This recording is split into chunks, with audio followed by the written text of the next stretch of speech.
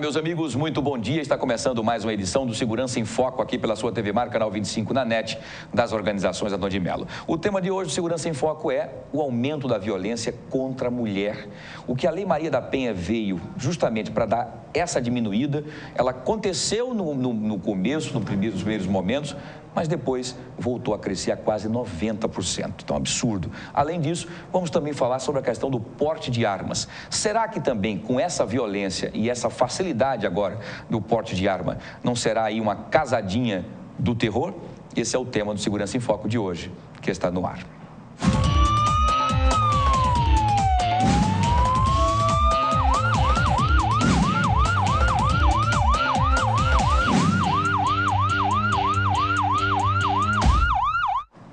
Pois é, muito bom dia, obrigado a você pela sua audiência, pela sua companhia. Vamos juntinhos nós dois aqui, nós quatro aqui, você telespectador, acompanhando todos os nossos debates até às 10h30 da manhã, com esse assunto bastante interessante e polêmico, né? Hoje nós estamos recebendo com muito carinho aqui um convidado, né? Nós tínhamos já programado na última semana, mas não tivemos programa na sexta-feira, e hoje está aqui o professor advogado André Sampaio, que é advogado criminalista. Mais uma vez, muito obrigado pela sua participação. Já foi até a vez do povo, mas agora vindo aqui o Segurança em Foco para debater esse assunto. Seja bem-vindo, bom dia. Obrigado, Wilson, bom dia telespectadores, é sempre um prazer imenso estar aqui com vocês. Muito obrigado. Geraldo Magela, nosso já também participante cativo aqui, mais uma vez, bom dia, muito obrigado pela participação. Bom dia. Muito bem. Nosso querido Flávio Saraiva, lembrando, Geraldo Magela, historiador também, um dos grandes cabeças pensantes também fantásticos, e o nosso querido Flávio Saraiva, advogado, delegado, que a gente diz que delegado e médico não se aposenta nunca, né? Diminui as funções, mas continua no sangue. Muito bom dia, seja bem-vindo. Bom dia a todos. Vamos aos debates. Muito bem. Bom, o tema de hoje fala-se em relação vamos dar uma pincelada nos dois, para a gente poder mesclar, que eu acho que uma coisa ajuda, na pior hipótese, uma outra, enfim. Em relação a esse aumento desenfreado, companheiros, em relação à violência contra a mulher. Nós tivemos agora, recentemente, um último caso aqui em nossa capital, né, em Maceió, no bairro, mais precisamente em Fernão Velho, em que um ex-companheiro adentra a casa da ex-companheira, né, da ex-mulher, e esfaqueia na frente dos 3 filhos, um de 6, um de 8 e um de 10 anos. Vejam que situação, os meninos foram encontrados sanguentados, com a mãe morta, uma cena terrível, não é? Enfim, o que tem acontecido? A Lei Maria da Penha, ela veio e tem realmente como é que eu posso dizer, o estudo da Lei Maria da Penha e a vontade da Lei Maria da Penha, que isso seja realmente cerceado, que as pessoas... Houve realmente no começo, doutor André, uma diminuição considerável. Por que é que agora houve esse crescimento nesse gráfico tremendo? Perdeu-se o respeito à Lei Maria da Penha ou foi falta de efetividade? Muito bom dia. Wilson, bom dia. São várias variáveis, são vários fatores que nós temos que considerar aí. Existe um fator que engloba toda essa polêmica, que é da própria funcionalidade do sistema penal, né? Em outras oportunidades aqui nós conversando na vez do povo, eu já mencionei que o direito penal ele serve para muito pouco e ele não serve para resolver os grandes problemas da humanidade, né? Não há dúvida nenhuma que quando falamos em violência doméstica contra a mulher, nós temos um grande problema, um problema grave. E um problema grave para o qual o sistema penal, tal qual ele é posto, ele deve também se preocupar, mas não vai ser ele o exclusivo a resolver. Tampouco será o principal sistema que vai conseguir resolver isso. Temos um outro fator aqui, que é o fator da posição social da mulher. Como é que encontramos hoje a mulher? Claro que, se compararmos com a mulher no começo do século, nós temos um ganho significativo de direitos. A mulher ocupou muito mais espaço hoje em sociedade, mas ela ainda possui essa, como eu posso colocar? Submissão. Uma certa submissão, né? As estatísticas comprovam quando salários, os principais cargos, as funções ainda, a própria concepção, o estigma, o estereótipo que ainda envolve a posição social da mulher, a posição profissional da mulher, é outro fator que tem que ser levado em consideração. E um último fator que temos que considerar também é o que é de fato aumento e o que é visibilidade, né? Antes da Lei Maria da Penha, e aí me parece um grande sucesso da Lei Maria da Penha, é dar visibilidade ao que estava opaco, ao que estava escondido, né? Então, a partir do momento que a lei ela é aplicada, é empregada, que as instituições conseguem chegar até a vítima, eu consigo captar melhor esses dados que eram dados obscuros. Né? Então, temos que ver nesses estudos o que de fato é um crescente, um crescendo, ou o que não, o que é simplesmente uma maior visibilidade. O fato é, não estou negando a realidade, e a realidade é, as mulheres ainda são extremamente vitimizadas com esse tipo de crime. Mas me parece, só para fechar, Wilson, que não é um problema imediatamente de lei, é um problema de instituições. Nós temos que dar instituições adequadas, políticas adequadas para que a mulher se sinta confortável, para que ela se sinta protegida, em vir fazer essa denunciação. Perfeito, a sua colocação foi espetacular quando disse que traz realmente o que estava escondido. Algumas mulheres tiveram coragem, talvez, né? E por isso os números deram esse aumento considerável. É uma variável. Agora ficou a questão da efetividade, né? Na verdade, as instituições, as outras partes interessadas que deveriam também dar o apoio, que aí eu acho onde estão as falhas, talvez seja isso. Doutor Flávio, você estava concordando, inclusive, com o que estava dizendo o doutor André. Foi perfeito, né? A Lei Maria da Penha trouxe visibilidade para o problema. E outro grande problema no Brasil são as estatísticas. As pessoas apontam as estatísticas sem explicá-las, né? O fenômeno da pesquisa, né, estatística. Se você tem uma lei específica para isso, se você tem uma lei que protege a mulher, que eu como operador numa delegacia, eu via muito mulheres, ao saber que tinha esse instrumento em defesa dela, muitas mulheres procuravam e procuram, e cada vez mais. Isso é um fator. Um outro fator é a participação da mulher nos crimes.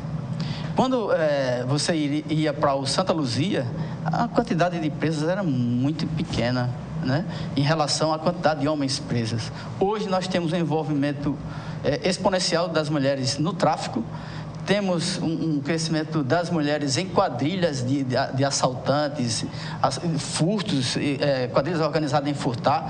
Vocês todos vimos, né, na 25 de março, quadrilhas por mulheres. Então, tem a quadrilha de mulheres que invade apartamento, quadrilha de mulheres especializadas em joalherias. Então, a participação da mulher no crime, ela aumentou muito. E quando a mulher vai para o crime, ela gera problemas, né, nessa relação criminosa. Ela pode ter sido pouco efetiva no cumprimento das tarefas da quadrilha, ela pode ter sido na divisão do produto do crime, gerar esses conflitos, e isso ocorre, né? Você citou Fernão Velho, uma violência doméstica, mas tem uma menina de 29 anos que foi assassinada com 5 tiros. E Fernão Velho também. Fernão Velho também, exatamente. 5 tiros na cabeça, né? Típico de execução e com muita raiva, né? Isso é um crime relacionado à violência doméstica, é feminicídio, ela morreu pela condição de mulher. Isso são questões que devem ser levantadas. Aí a pessoa apresenta uma estatística, o homicídio, a violência, a mulher em Alagoas subiu de forma exponencial. Mas como podemos explicar isso? Quais são as estruturas de defesa para uma mulher hoje desassistida, desempregada, ela e o marido desempregado, 3, 4 filhos, sem nem saber o que é planejamento familiar. Ela não tem condição de trabalhar porque não tem condição de deixar os filhos. Então é uma bola de neve. E isso eu vi na delegacia, mulher chegar apresentando uma situação que não era de flagrância, que ela tinha sido agredida da noite anterior e o marido tinha deixado a casa, mas ela tinha muito temor do marido voltar e agredi-la novamente. E como o Estado protegê-la? Onde vai abrigar essa mulher? Aí você procura as instituições, e essas instituições dificilmente têm plantão como tem a polícia. Nós temos um exemplo, eu acho que um exemplo mais gritante, estamos apenas 2 delegacias para a mulher, né? Especialmente para ela. Agora foi até, o presidente do Tribunal de Justiça foi até lá, visitou e viu que o relato onde a mulher passa para a delegada é dividido com uma portinha onde as pessoas que estão fora escutam o que ela está relatando, causando um constrangimento maior ainda. Além disso, enfim, falta toda uma atenção e essa proteção. Eu acho que o maior medo da mulher denunciar o seu companheiro que a agride é não ter após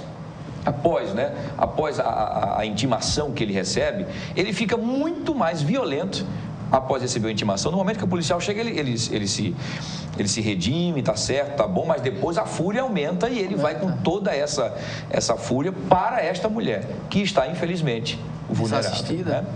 Doutor Geraldo Magela, o que é que o senhor tem a dizer sobre tudo isso, companheiro? Bom dia. Bom dia. É uma situação muito complexa a analisar a questão não só do feminicídio, mas da violência contra a mulher, né? O feminicídio já é o estágio final ou mais grave que é o homicídio, né?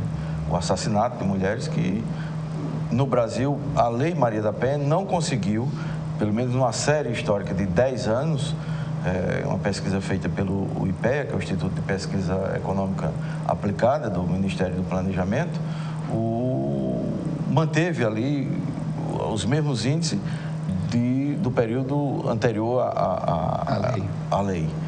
Então, mas deu a visibilidade. Os outros crimes contra a mulher, de espancamento, de agressão, de todas as outras formas de violência contra a mulher, que não só a física, tem dado visibilidade e tem havido punições. Coisa que antes você não tinha. Não tinha nem como mensurar isso, porque a simples negativa depois da mulher na delegacia, por motivo qualquer, da dependência econômica, da dependência psíquica, da dependência familiar, de algum tipo de dependência que ela não podia sair, deixar aquela relação, foi impedida com a lei. Então, isso é um avanço. O que falta, entre tantas coisas, é você ter um Estado. E aí o Estado é a União, os Estados Federados e os municípios, com equipamentos públicos e com políticas públicas para efetivar toda essa complexidade que é a defesa da mulher e, sobretudo, evitar a violência contra as mulheres. Todo tipo de violência, desde a violência verbal, sujeito que agride, chama isso, aquilo em casa, bêbado ou não, e também chegando ao extremo do homicídio. Esses números não são números graciosos.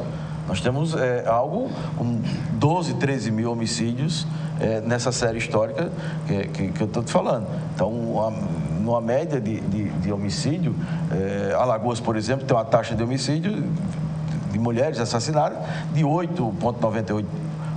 Quase 9%. O terceiro estado, o Espírito Santo, Espírito Santo, Bahia e Alagoas, depois Roraima. Então, essa questão tem que ser pensada como uma política de segurança pública também. Como não há política de segurança pública, você tem um arranjo, e arranjo não é política, é o improviso. O voluntarismo, que eu vou fazer isso porque eu acordei com disposição de fazer. Então, você nem tem as secretarias equipadas, você não tem técnicos, psicólogos, assistentes sociais, terapeutas, você não tem nada montado disso, e você tem uma secretaria da mulher que é um escombro.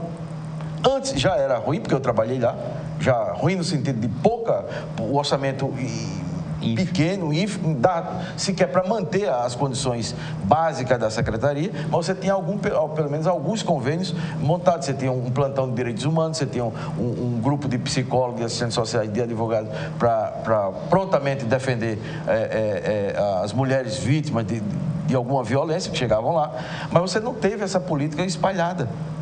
E muito menos efetivada agora, em 2015. Então, você tem uma Secretaria da Mulher e Direitos Humanos e Cidadania que não funciona nesse aspecto. Não é nem porque a secretária não queira fazer isso, não. É que você não tem as condições, são as piores possíveis. Basta ir lá na secretaria. Tanto é que ela não tem nem condições de subir, porque como ela é cadeirante, você não tem condições de o gabinete dela do segundo andar, tiveram que adaptar o térreo.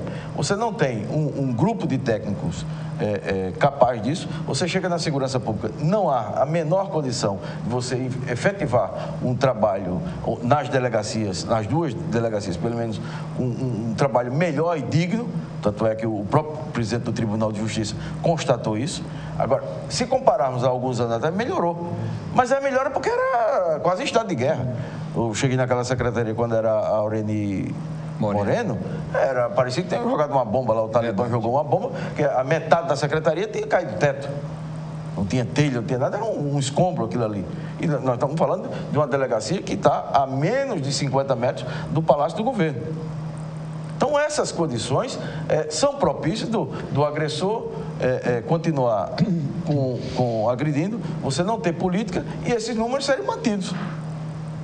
tragicamente. Então, isso é uma tragédia que você tem. E cada vez mais o movimento, por incrível que pareça, o movimento organizado que você tinha nos anos 80 das mulheres, o movimento feminista em Alagoas entrou em declínio. Então, você tem até denúncias nas redes sociais, mas você não tem um movimento efetivo que pressione o Estado a ter políticas públicas. E quando bate a crise econômica, para não falar das outras crises, mas quando bate a crise econômica, no Estado, as primeiras coisas, esse tipo de questão, direitos humanos, defesa da mulher, da criança, do negro, cultura, que já são as piores, os orçamentos mais baixos, mais ridículos, já são cortados de pronto. Então, você já corta de pronto, então você já não tem sequer a manutenção dos convênios. Então, não pode ser diferente o que nós estamos vivenciando aí, né? Muito bem. Bom, nós vamos agora, diretor, vamos para o intervalo, diretor? Vamos para o intervalo e vamos voltar daqui a pouquinho, já debatendo entre vocês, em relação ao que fazer para que a mulher volte a ter mais coragem de fazer a denúncia. Nós temos recebido muitas pessoas que falam que estão com medo.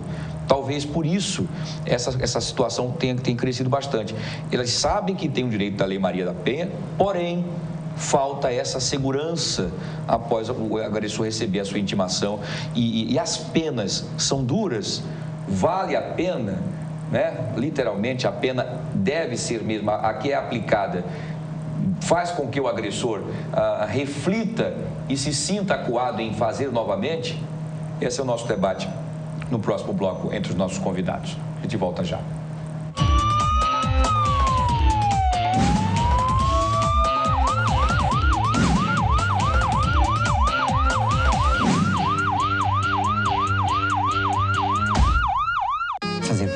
Fazer pão é minha paixão. Há muito tempo queria ter o meu próprio negócio. Porque você trabalhar com o que você gosta é diferente. E eu sempre tive muito talento para gestão financeira. Ninguém abre uma padaria por ter talento em finanças. Para isso, existe o Sebrae, para ajudar na gestão do seu negócio. Palestras, cursos, consultorias, tudo na medida para você. Tem uma microempresa? Faça um grande negócio. Procure o Sebrae.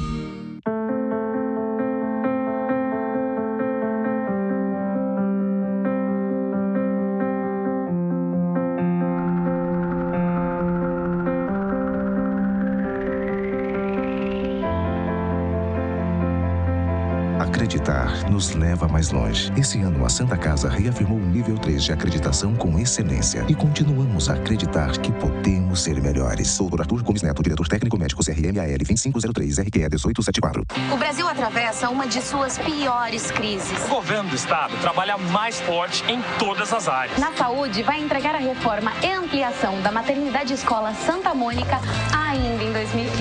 Aqui em Arapiraca, o governo vai investir R$1.300.000 em serviços de saúde. A reforma do hospital de emergência vai beneficiar mais de 1 milhão de pessoas. Essa é a receita para vencer a crise nacional. Governar com garra, iniciativa e muito trabalho. O quanto a indústria é importante para o Brasil? Sem a indústria da moda, a gente não teria se encantado com elas. Sem a indústria automobilística, não teríamos tantos ídolos. Sem a indústria médica, muitas vidas não teriam sido salvas. A indústria química é a base de todas essas indústrias.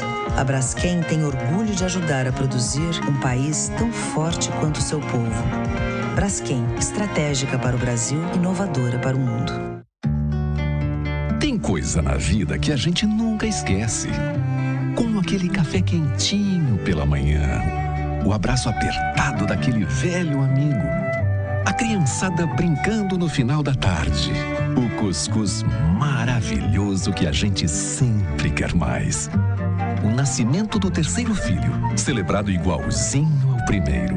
Aquele bolo quentinho e delicioso para comemorar a formatura da sua filha. É difícil esquecer desses bons momentos. Mais difícil ainda é esquecer os sabores que marcaram esses bons momentos. Coringa, forte como o povo nordestino.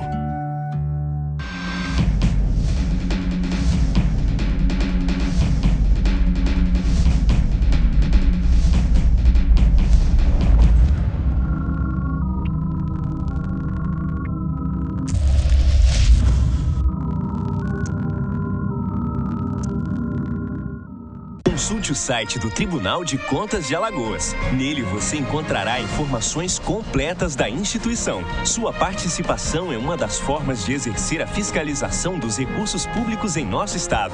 Serviços e consultas, notícias, escola de contas. Acesse o site do Tribunal de Contas de Alagoas, www.tce.al.gov.br. A transparência como forma de aproximação com a sociedade.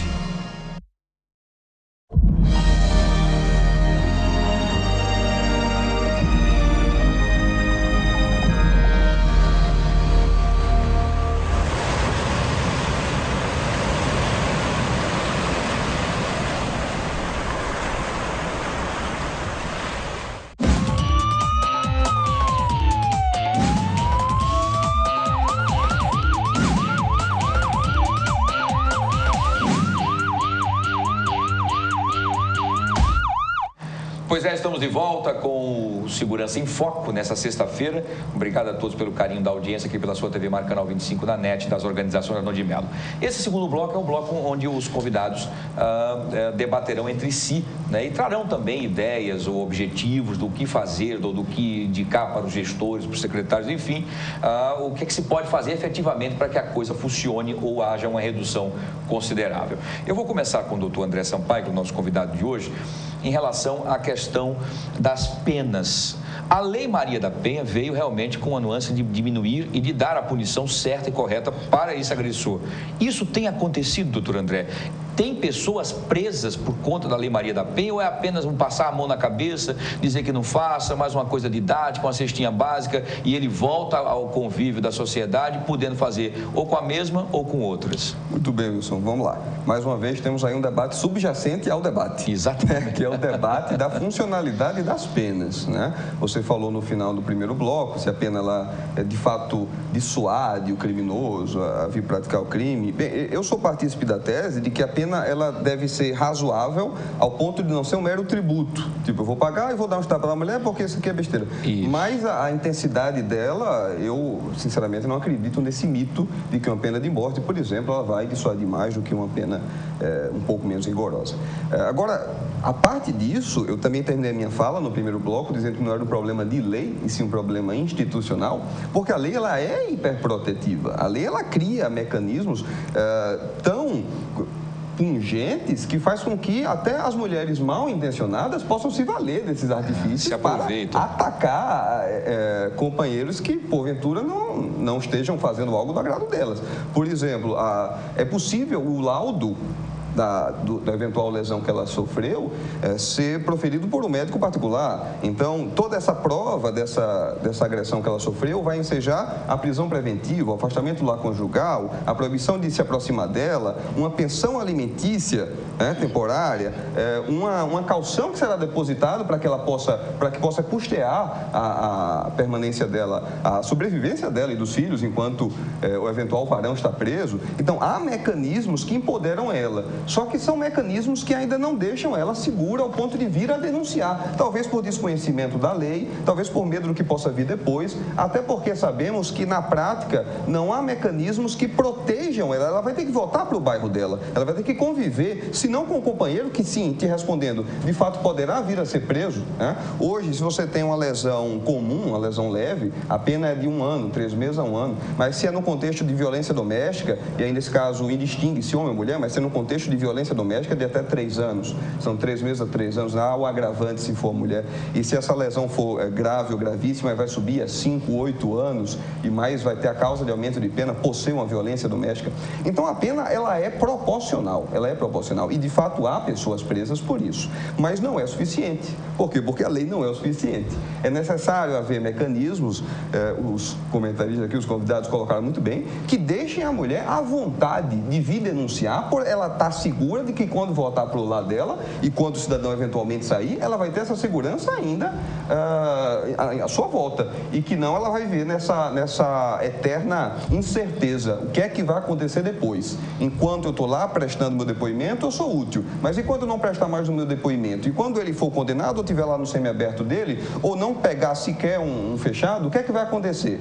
Porque a prisão ela deve funcionar pelo menos para inocuizar, ou seja, retirar o cidadão, né, do meio meio da sociedade. Apesar de que, muitas vezes, nem para isso ela serve, né? Porque dentro do presídio você consegue, muitas vezes, articular o crime aqui fora.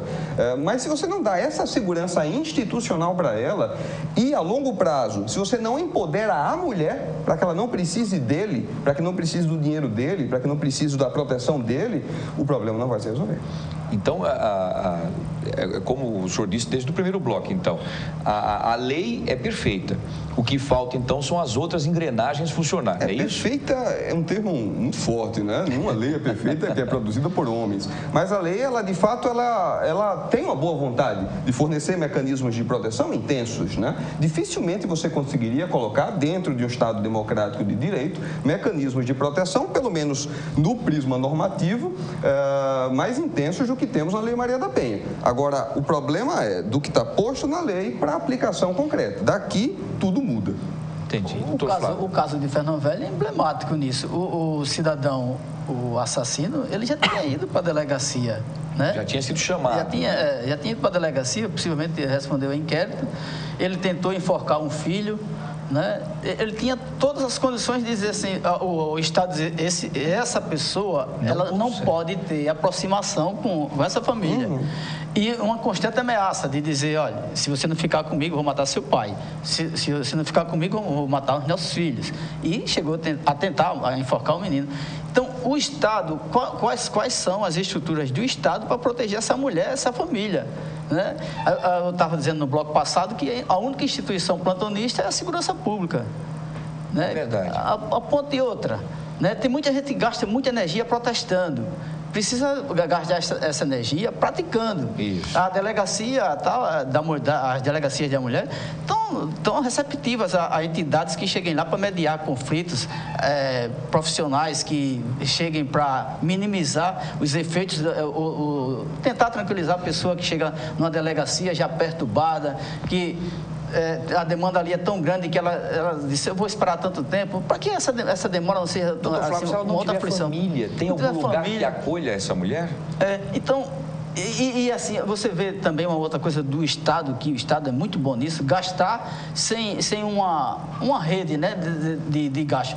Se você for apontar o que a secretaria tal gasta na defesa da mulher, com a outra assim, você não tem uma política de governo que una todos esses instrumentos para dizer assim, vamos aqui reunir os nossos gastos e fazer uma política eficiente de proteção da mulher. Uma mulher dessa que a gente, lá num futuro bem próximo, tenha a independência financeira, ofertando emprego, você pode fazer isso, né? Condições econômicas para o Estado, de oferta de emprego. Se gasta muito dinheiro com Bolsa Família, não se gasta dinheiro com creches, né? Não seria melhor empregado esse dinheiro com creches, abrigando essas crianças? Um planejamento familiar? Mas você não ouve falar disso. O que houve é uma pesquisa que indica que a segurança pública falhou porque está matando mais mulher. O que significa isso? É que o problema ele é sempre multifacetado, né? É uma malha. Você vai precisar prender alguns desses agressores, só que a prisão está superlotada. Aí você vai precisar impedir que ele se aproxime da mulher, da companheira. Você tem recursos tecnológicos para isso hoje, como algumas tornozeleiras, mas você não vai ter um policial próximo, porque o efetivo é baixo. Então, se apitar a tornozeleira, pode ser que demore até que esse policial chegue. E ele acaba estrago, exatamente. Morte, né? Enfim, então, os problemas, eles todos se intercalam. Não tem como resolver um problema de segurança só com segurança. A gente tem que analisar todo o panorama ao redor para que esse problema se resolva com estratégias de curto, médio e longo prazo. Magela, você tem prestado atenção bastante aí nas duas discussões, como você é conhecedor também e já viveu dentro desse circuito aí da proteção da mulher na Secretaria, inclusive Direitos Humanos e muito mais. O que falta isso? Já que todo mundo sabe, porque isso é público e notório, o que falta? É iniciativa, é vontade ou porque isso dá muito trabalho?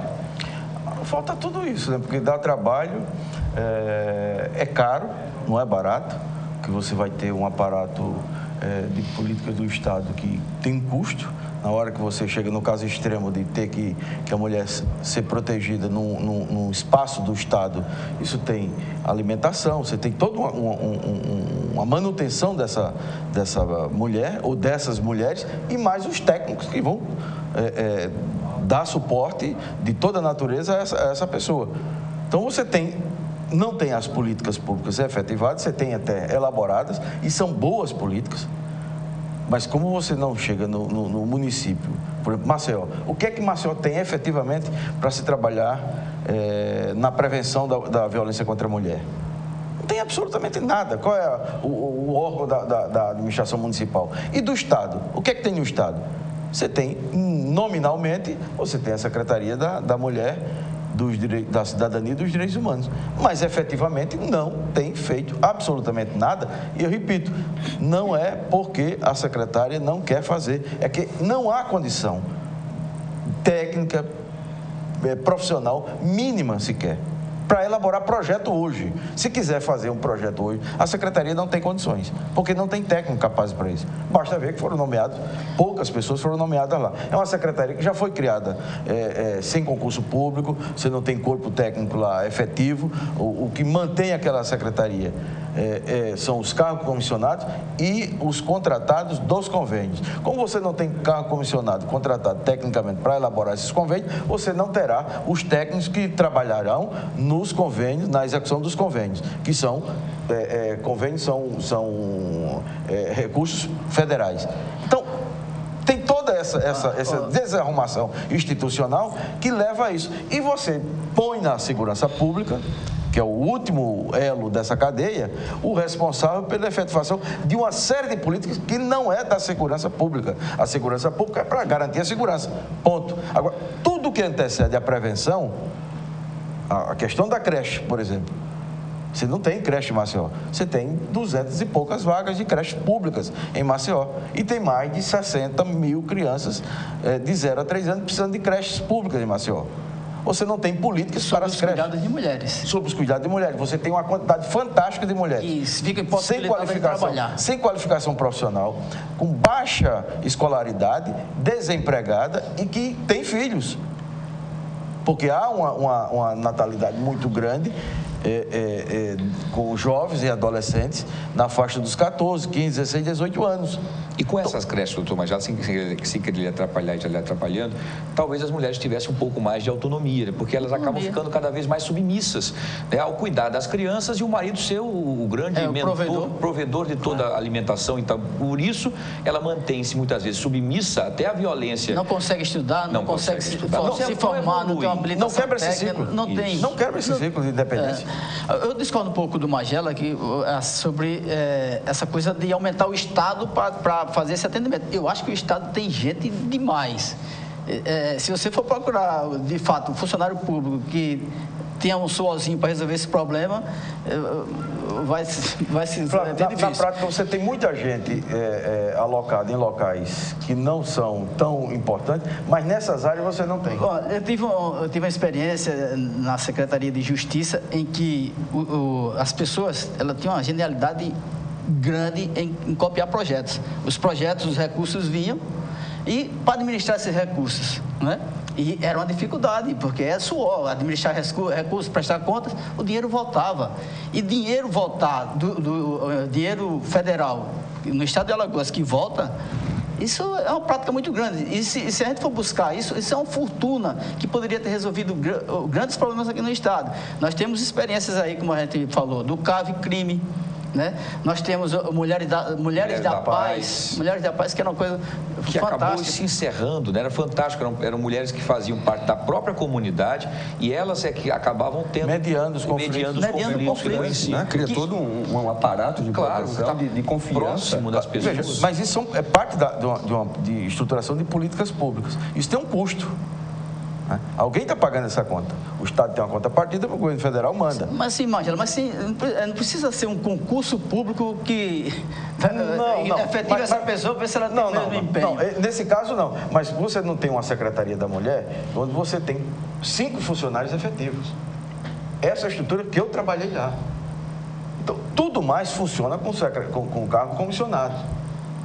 Então, como isso é um arranjo de péssima qualidade, o resultado disso não será bom. Porque sequer está conseguindo efetivar nem o Ctrl-C e o Ctrl-V para renovar os convênios, você está conseguindo. Então, você não tem um Estado. Quando eu falo que você não tem um Estado, eu não quero um Estado super, com gente saindo pelo ladrão, não, inchado, não. É que funcione. Agora, um Estado que tenha relação com a sociedade. Se eu tenho aqui uma ONG que essa ONG cuida das crianças, por que não potencializar isso? Agora eu tenho que fiscalizar, eu tenho que ter o instrumento de avaliação pedagógica, psicológica, se aquelas crianças estão bem. Então você pode ter um arranjo na sociedade, onde o Estado seja um indutor, com a iniciativa privada, inclusive. Um exemplo, quantas fábricas, quantas empresas acima de 50, de 60 ou de 100 funcionários em Maceió tem creches, por exemplo? Quantas? São poucas. São poucas. Então, a política de creche é uma política que ela vai beneficiar a mulher, a criança, a mulher, o homem, a sociedade e a polícia. Porque na hora que eu tenho a criança protegida, ela está protegida da violência sexual, da violência física, e sempre essas violências, incidência maior de 70%, 80% é no seio familiar, claro, sempre da própria casa. Então você tem essa proteção. Protegendo a criança, você protege a família. E isso você vai proteger a sociedade e evita de inchar o sistema prisional, evita trabalho maiores para a polícia e para o judiciário. Mas isso é uma política cara, isso tem que ter um entendimento. O secretário de Segurança tem que ter esse entendimento, a Secretaria da Mulher tem que ter esse entendimento, a Secretaria de Educação e Assistência Social, Trabalho e Renda, tem que ter todo esse entendimento. Você tem que ter uma política conjunta. Agora tem que ter um comandante, porque um secretário não manda no outro. Quem é o comandante disso? Você tem que ter um governador. É isso que eu ia perguntar. Você tem que ter um prefeito. Como é que funciona o diálogo entre essas secretarias? Funciona, é de mentira de um para o outro. Cada um funciona de maneira distante. É um conceito de rede, onde todo mundo tem a sua participação. Você imagina, o secretário de Segurança, todos que eu trabalhei, que ia ter interface, me recebia maravilhosamente. Eu não tenho o que reclamar do ponto de... Mas não se efetivavam as coisas. De polícia. Porque não se efetivavam. Aí você vai falar com o cara da educação, quando você pega só para o protocolo no primeiro mês do ano, na Secretaria da Educação, deve ter 10 mil processos. Esse processo fica rodando lá. O cara vira um burocrata porque ele não tem uma política de educação que envolva isso. Aí quando você junta a educação do município com o Estado, elas duas não se falam. Me parece que um problema... Então e o problema está aí. Aí o problema, no final das contas, esse problema estoura na mão de polícia e no presídio. Ele tem que ser resolvido por todas as secretarias. Praticamente todas deveriam ter algum tipo de projeto, algum tipo de planejamento e o diálogo para que todos se debruçassem sobre problemas complexos como esse, que jamais será resolvido só por uma secretaria, ou tampouco pela segurança pública. O Minas Gerais tem um conceito muito interessante sobre isso. O Estado tentou copiar aqui, não conseguiu. É o conceito de rede. Você tem um problema e as secretarias têm... Como é que eu participo da solução desse problema? Né? Então, esse conceito de rede. Isso evita gastos, né? Diminui gastos. E um outro problema, Magela, é envolvimento dessas ONGs, né? Que é não governamental, mas isso não é quase não governamental. Tem muito dinheiro perdido aí também com ONGs que não trabalham efetivamente no problema que se dispõe a resolver. Me parece que é o próximo escândalo do governo federal. Não, esse dinheiro perdido tem problema de todo lado. Agora, na hora que você tem ONGs aqui em Alagoas e fora de Alagoas que trabalham maravilhosamente com crianças, com jovens e adolescentes, com jovens infratores. Você tem outras que são picaretagem. Então, o que é uma coisa e outra? Então, você só pode saber disso na hora que você senta e controla. O fato de ser ONG não está anistiado de nada. E o fato de ser governo também não está anistiado de nada. Todo mundo tem que ser vigiado. Na democracia, ninguém pode ter autonomia absoluta sobre seus atos. A sociedade é que é autônoma. E tem que controlar todos os atos dos agentes públicos. Senão vira poder absoluto. Claro, vira ditadura. E se corrompe absolutamente. Exatamente. Então, como isso não está falando, nós não estamos falando em rede, eu já em 15, 20 anos, não consigo trabalhar em rede aqui em Alagoas. É impossível. Você tem Juventude Viva. É um excelente arranjo de ministérios. Na efetividade disso, não acontece. Porque muitas dessas políticas são políticas municipalizadas. E as prefeituras não estão capazes, nem querem se envolver com isso. Pela mentalidade do gestor público. O cara diz, não, isso não é um problema comigo, violência é com a polícia. Então bota mais polícia aqui que resolve. E não tem resolvido. É um aspecto cultural. E não tem resolvido. A cultura que está por trás de tudo isso, que é a cultura de que é um problema de polícia. Então, na hora que você vai resolvendo essa questão, você vai trabalhando na comunidade, vai criando renda, você vai montando uma relação e harmonizando as comunidades. O Estado tem esse papel e a sociedade tem também esse papel fundamental. Então, se o Estado não se comunica com a sociedade e essa sociedade não entende como funciona o Estado, vai ficar a barbárie que nós estamos vivendo. Então, nós estamos passando aqui somente os dados do IPEA, que é uma das instituições que eu confio no Brasil, os dados dizem de 2001 a 2011 foram 50 mil feminicídios, ou seja, assassinato de mulheres por questão de gênero. 50 mil. Quantos municípios em Alagoas têm 50 mil habitantes? Então, você teve, na média, aí, em torno de 5 mil homicídios ano. Então, a guerra da Síria não teve esse número de homicídio proporcionalmente numa guerra. A guerra do Iraque, do Vietnã, um monte de guerras estão acontecendo que não tem esses números, mas esses números têm. Agora, quando você pega as outras ações violentas contra as mulheres, aí somos na casa dos milhões. Porque agressão física, agressão moral, verbal, bom, tem todo tipo de agressão, de humilhação, psicológica, tudo. Isso é uma coisa muito mais complexa do que se imagina. Por isso que a questão de gênero, de uma secretaria de mulher, não é só para botar uma mulher lá. É porque a mulher é muito mais complexa do que o homem. Muito mais. Verdade. Esse mesmo instituto do IPE não foi o mesmo que disse também que a mulher, ao usar minissai, estaria instigando os homens a estuprá-la e que criou uma polêmica grande, inclusive, sobre isso? Estuprou a pesquisa do IPEA. Não é isso? A estatística. Isso é um mito da vitimologia, né? A criminologia, ela tem uma dimensão que vai tentar classificar a vítima em vítima culpada, quase culpada, semi-culpada, mas não deixa de ser também uma discriminação quando você diz que a culpa, então, já é da mulher por ela ser sensual. Sim, a gente realmente eu não me lembro desse detalhe. Eu me lembro dessa polêmica, mas não como o IPEA. Eu também não me lembro. O IPEA, o Instituto, o IPEA... Ele fez a pesquisa dizendo que a grande quantidade de estupros e de violência na mulher, com estupro e muito mais, era porque a mulher, ela usava roupas bastante ousadas e minissadas. Talvez essa seja uma das conclusões, uma das causas apontadas pelos pesquisadores, mas não é o fator fundamental na violência contra a mulher. Claro, lógico. O assédio sexual, o assédio moral no Brasil é uma coisa evidente. A grande maioria é da ambientação doméstica. A grande maioria. Fico imaginando a conclusão dessa pesquisa, né? A conclusão é usar burca, né? Usar burca que está resolvido. E foi essa foi a grande polêmica. As mulheres ficaram praticamente iradas, dizendo que o corpo é delas, elas podem usar o que elas quiserem. Sim, e é um fato, tem que ter os limites. A diferença de um homem para o tarado, enfim, há uma discussão até exagerada em relação a isso, que todo homem tem os desejos normais e tudo mais, enfim.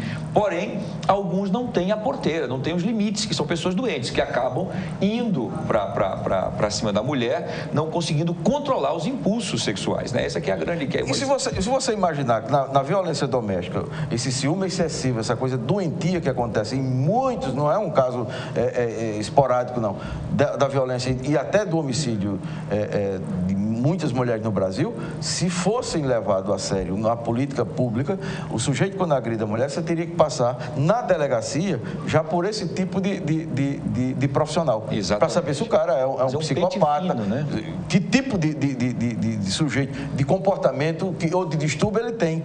Uma anamnese, mais ou menos, para que ele possa poder Sim, para você começar a monitorar, porque não é só uma questão da lei, porque agrediu, vai preso. Sim, você vai preso, mas você tem que ter uma série de fatores que vá identificar. Esquizofrênico, serial killer, enfim. Eu acho que esse também é um grande, nosso tempo está acabando já, mas enfim, eu acho que esse é o nosso grande gargalo da situação. Nós temos um sistema penitenciário falido, que não ressocializa, né? Não socializa, não ressocializa, enfim, não funciona, péssimo, não faz nada. É apenas um armazém de pessoas causando ali cada vez mais revolta. Né? Você vai fazer um crime, foi pego pelo Estado, passa ali um tempinho, sai. Faz um tempo ali. Faz amizade, aumenta a rede. Se universaliza pode até entrar numa rede de uma facção, ganhar um cargo melhor. E após isso, quem é que faz essa triagem? Eu não estou desmerecendo os profissionais, nós temos grandes e bons profissionais, logicamente. Mas eu acho que talvez, eu não consigo entender isso, acho que teríamos que nos aprofundar. Vamos dar o exemplo do caso daquele rapaz, do bandido da luz vermelha. Não é? Saiu, matou. Saiu e fez novamente. Nós tivemos várias pessoas que saíram 37 vezes do presídio. Que aval é dado que essa pessoa está apta para voltar ao convívio da sociedade, fazendo mais 37 vezes. São 37 vezes que o Estado errou, que um profissional diz que ele está preparado. É uma maneira de quê? De desobstruir a quantidade que está superlotada e dizer assim, a sociedade se vira agora, porque aqui eu estou resolvendo o problema aqui, agora é com você, se vira para lá, depois a polícia prende de novo, é a minha parte aqui, tá bom, você tá bom, tá apto para voltar ao convívio. E nós estamos colocando cada vez mais pessoas mais revoltadas, muito mais problemáticas ao nosso convívio. Você não acha que também é isso? Wilson, eu colocaria aí 3 variáveis. Existe a má-fé, mas eu diria que é a minoria, a incompetência, etc. Também. O erro. Existe a impossibilidade de previsão, né? Ninguém sabe o que é que o cidadão vai fazer quando ele sai. Então, naquele momento, o profissional ele pode ter agido bem dentro do que ele tinha que fazer, ele deu o aval dele do cidadão sair.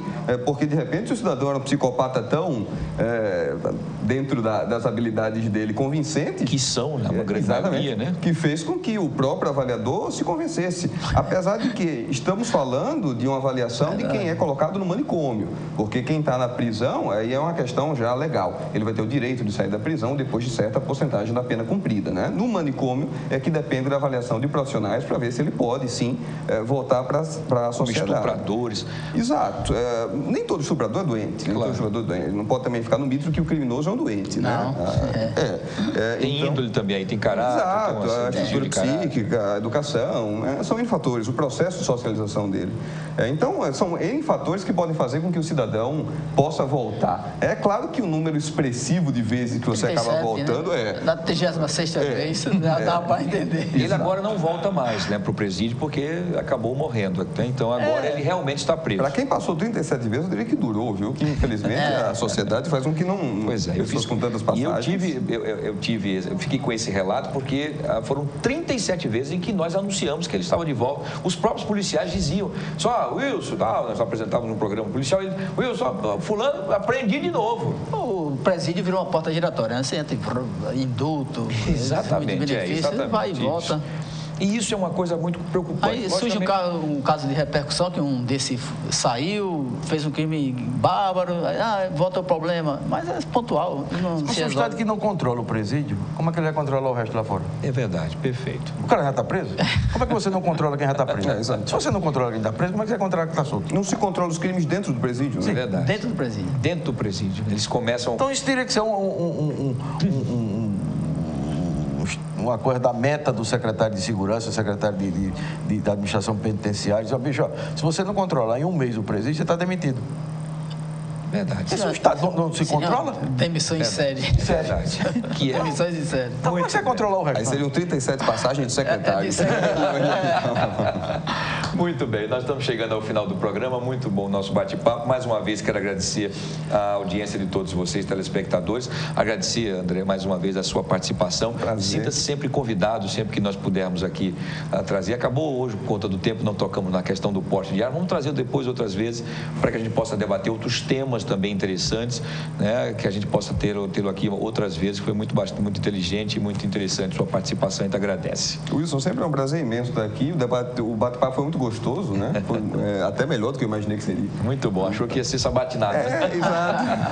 Mas é um bate-papo gostoso para que a gente possa cada vez mais trazer o telespectador também, para eles também debatem junto com a gente. Eu tenho certeza, né? Até mandar um abraço para o seu Ambrósio, que à tarde era a hora que ele ficava com os amigos, né?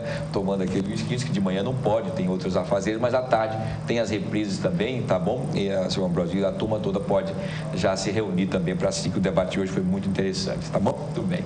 Então, André, mais uma vez, muito obrigado, professor André. Eu que agradeço. André Sampaio, também advogado criminalista, obrigado pela sua participação, pela sua vinda. Sei que sua agenda é bastante corrida, mas não se furtou em estar aqui, a gente agradece bastante. Muito obrigado. Eu que agradeço, foi um prazer imenso. Até a próxima, se Deus quiser.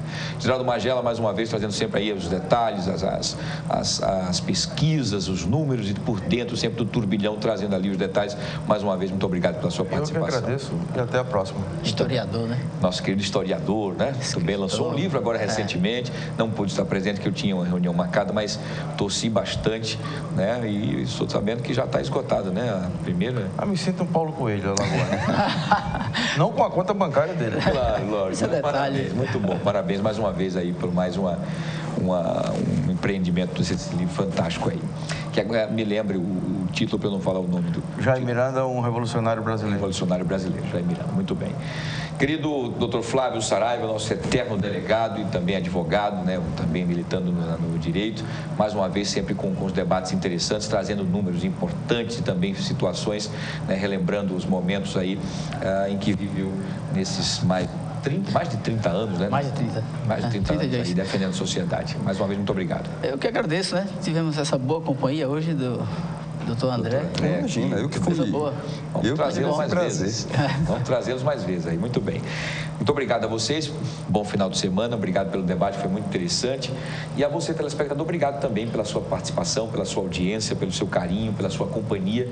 A gente volta a se encontrar na próxima sexta-feira, a partir das 9h30, aqui pela sua TV Mar, canal 25 da NET. Muito obrigado a todos pelo carinho da audiência e até lá.